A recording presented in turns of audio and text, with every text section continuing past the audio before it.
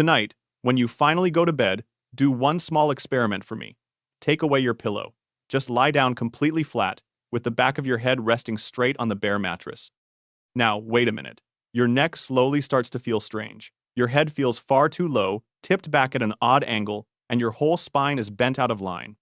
Within just a few minutes, you are already shifting around, folding one arm up under your head or scrunching up a sweater to try and prop it up, because your body simply and stubbornly refuses to sleep like that. The pillow, that soft little lump you never once think about, is quietly doing one very precise and genuinely important job. And the very moment it is gone, you feel it. This is your life without a pillow. You try lying on your back with no pillow at all, and your head tips right backwards and your chin points straight up at the ceiling, and it feels wrong. And even your throat feels a little tight. So you roll over onto your side instead.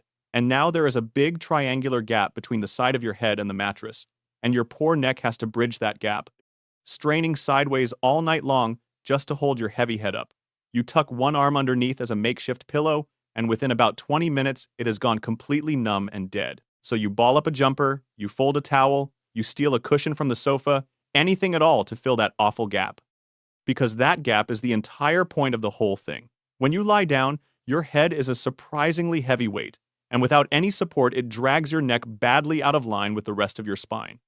A pillow is really just a clever little wedge that fills that empty space and keeps your head, your neck, and your spine all resting in one straight, relaxed line, while your muscles finally switch off for the whole night. Get it even slightly wrong, and you wake up with a stiff, aching neck and a sore back, having barely slept a wink. It turns out that this soft little object is actually a tiny, precise piece of sleep engineering, and human beings have been trying hard to get it right for at least 9,000 years. Here is the part that will honestly surprise you the most. For almost all of that long history, the pillow was not soft at all. It was hard, stone hard in fact. The very oldest pillows that we know of come all the way from ancient Mesopotamia, around 9,000 years ago, and they were made of solid, carved stone, shaped carefully into a gentle little cradle for the head.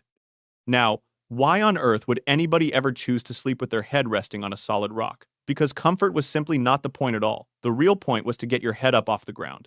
Down on the floor at night, there was cold, there was damp, there was dirt, and above absolutely everything else, there were insects and crawling things that would happily wander straight across a sleeping face and into an ear, a nose, or a mouth. A pillow lifted your head safely up into the clear, open air. A stone pillow was never about being cozy at all. It was about not waking up with a beetle in your ear. And because they took real effort and skill to carve, these stone pillows also became a clear mark of status, so that only the better off had them.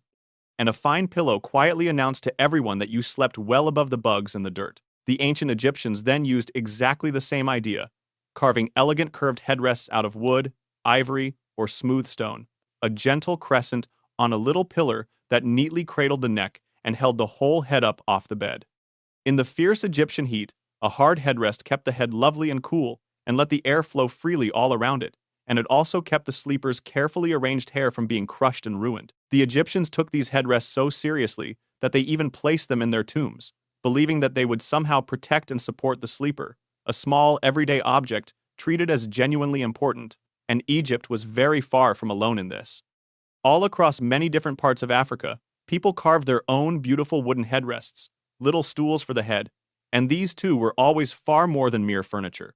A good headrest was a deeply personal, prized possession, very often passed down carefully through a whole family, and its main job was exactly the same one that mattered so much everywhere else: to lift a beautifully dressed and styled head safely clear of the ground, so that an intricate hairstyle could survive the whole night completely intact. But it was ancient China that truly turned the hard pillow into a real and glorious art form.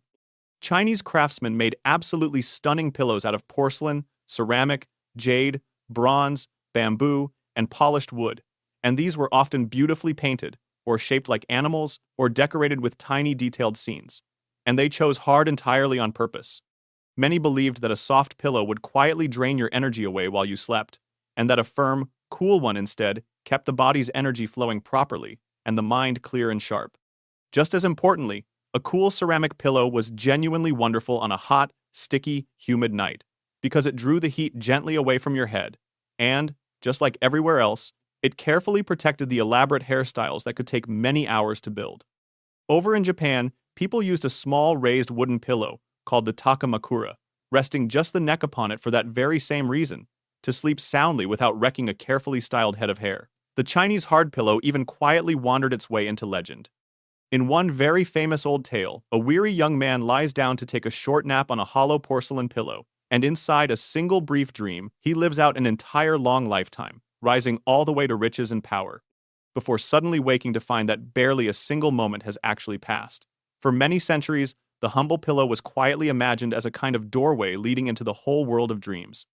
So for thousands upon thousands of years, right across enormous parts of the world, the word pillow meant something hard, cool, and thoroughly practical. So where exactly did our soft, squishy modern pillow finally come from? The answer, yet again, is ancient Greece and Rome. The Greeks and the Romans were really the ones who truly embraced the soft pillow, stuffing simple cloth sacks with reeds, straw, cotton, feathers, and soft down to gently cushion the head, and they spread the whole idea that a bed ought to be comfortable rather than merely functional. A soft, feather-stuffed pillow was a small and lovely luxury, and, much like the feather bed itself, it stayed a genuine luxury for a very long time indeed. Those early soft pillows were honestly not without their own problems, mind you. A plump sack of feathers or straw made a cozy little home not just for your head, but also for fleas, mites, and hungry moths, and the soft stuffing inside constantly clumped, flattened, and had to be shaken up and refilled over and over again. Softness, it slowly turned out, came along with its very own small army of hidden downsides. Right the way through the Middle Ages in Europe, a soft pillow remained a treasured and expensive thing, and most ordinary people simply slept on a folded cloth, a bag of straw, a plain wooden block, or quite often just their own bent arm. In fact, soft pillows were sometimes actually seen as a clear sign of weakness or softness, fit only for the sick or the frail.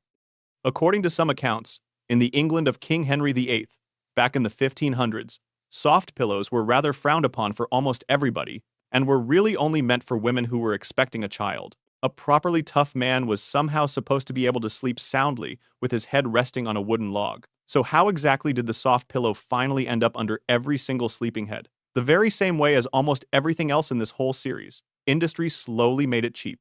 Once factories could weave plain cloth cheaply and then stuff it with plentiful fillings, first with humble things like hay and chicken feathers, and soft goose down for the better off, a soft pillow slowly stopped being such a rare luxury. But the real flood only truly arrived in the 20th century, with the coming of cheap synthetic fillings.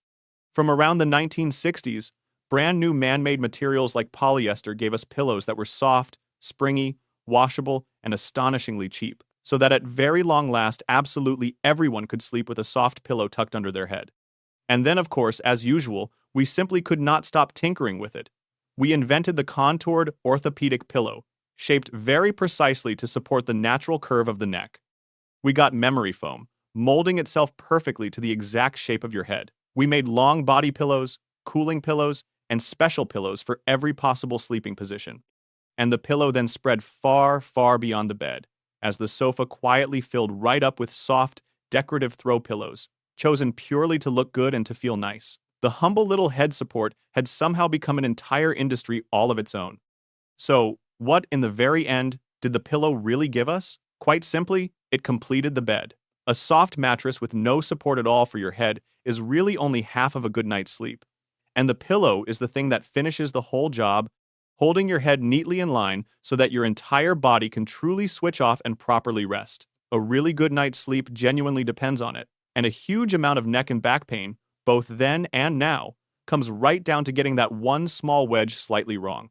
For such a tiny little object, it quietly does an enormous job. Getting it exactly right is also far trickier than it first looks, because the truly perfect pillow is genuinely different for every single body.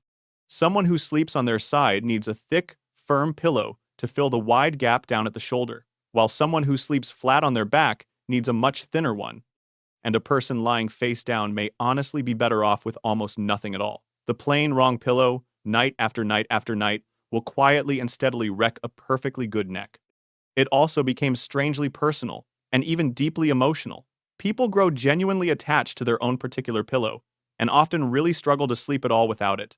We have the joyful pillow fight, and we have quiet pillow talk, and we have the simple, childish comfort of hugging a soft pillow tightly in the dark. A pillow is honestly one of the most intimate objects that any of us own. The one thing our bare face presses against for a full third of our entire lives. It even quietly shaped the very way that we talk about thinking things over. When we face a genuinely hard decision, we often say that we will sleep on it, trusting somehow that one whole night with our head resting on the pillow will make everything feel clearer by the morning. And, remarkably often, it truly does. But here is the truly lovely twist to remember at the end of all this. For most of human history, the perfect pillow was not soft in the slightest. It was a cool, hard, carefully carved thing, cleverly designed to lift the head, to cool the brow, to guard the hair, and to keep the crawling bugs firmly out. Only very, very recently did we all finally decide, more or less together, that a pillow simply had to be soft. So the very next time you sink your tired head down into your pillow, spare just one quick thought for all the countless people who slept, quite happily and soundly, with their heads resting on smooth stone, painted porcelain, and polished wood. From a carved rock in ancient Mesopotamia all the way to modern memory foam, the pillow has always faithfully done exactly the same simple thing. It holds your head up, so that all the rest of you can finally rest. See you in the next one.